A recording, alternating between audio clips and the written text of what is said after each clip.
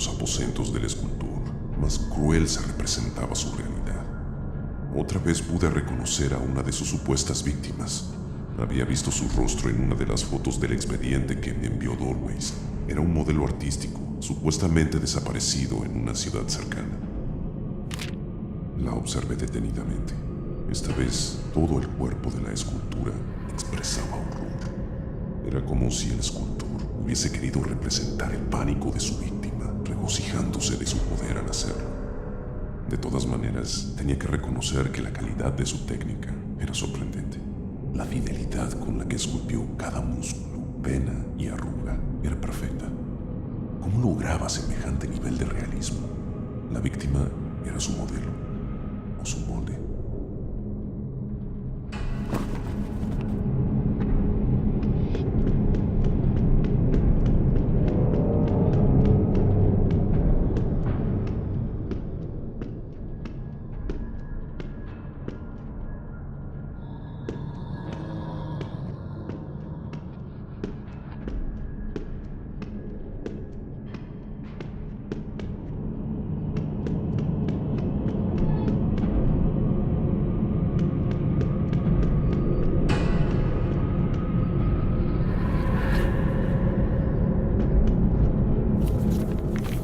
Al entrar a la sala de máquinas, recuerdo haber sentido la sensación de estar acercándome a la verdad. Desde aquí lograría finalmente desbloquear la entrada al subconsciente del escultor. Había ido recolectando fragmentos de sus memorias a lo largo del recorrido. Es curioso cómo nuestras mentes disfrazan ciertos conceptos en forma de objetos tangibles con aparentes utilidades. Es algo a lo que, a pesar de enfrentarlo regularmente en mis investigaciones, no me termino de acostumbrar. Cada recuerdo del escultor que tenía en mi poder era una parte de la clave. Si bien no podía leerlos directamente, quizá podría usarlos para alimentar esta poética representación de sus motivos e instintos.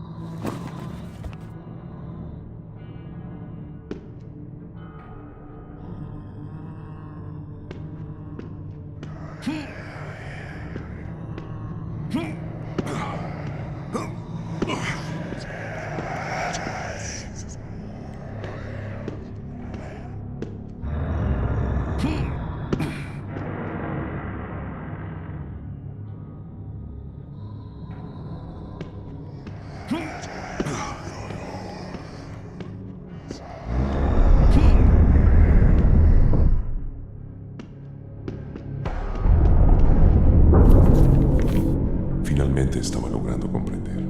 Algunas de las estatuas eran la representación del poder, de la perfección y de la fuerza, aplicadas al otro tipo de esculturas que probablemente representaban a sus víctimas. Era él aplastando su ego contra sus modelos, forzándolos a moldear sus obras, morir en el acto y ser una parte de su arte, para siempre. Había descubierto que esas esculturas no eran simples obras expuestas y que corría peligro. Indirectamente, me veía representado por las víctimas, algo que odié al instante por la posición que me obligaba a adoptar. Pero tuve que ponerme de su lado para sobrevivir y llegar a él.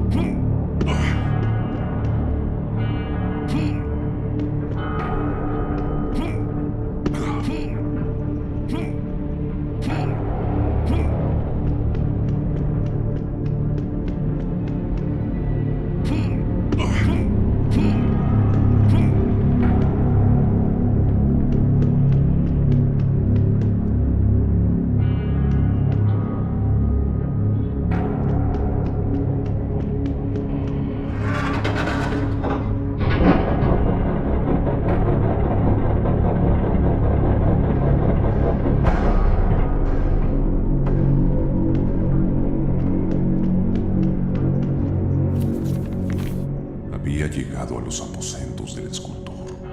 No podía creer que éste se viese a sí mismo de esa manera, pero en este lugar regían sus reglas, de modo que debía aceptarlo y tratar de sobrevivir a cualquier precio. Debía hacerlo pagar por sus crímenes y vengar a cada una de sus víctimas, pero en esta posición estaba más próximo a convertirme en otra de ellas. Su presencia era magnánima e intimidante, pero el poder de su propio ego era tan grande que derrumbaría los mismísimos pilares de su conciencia.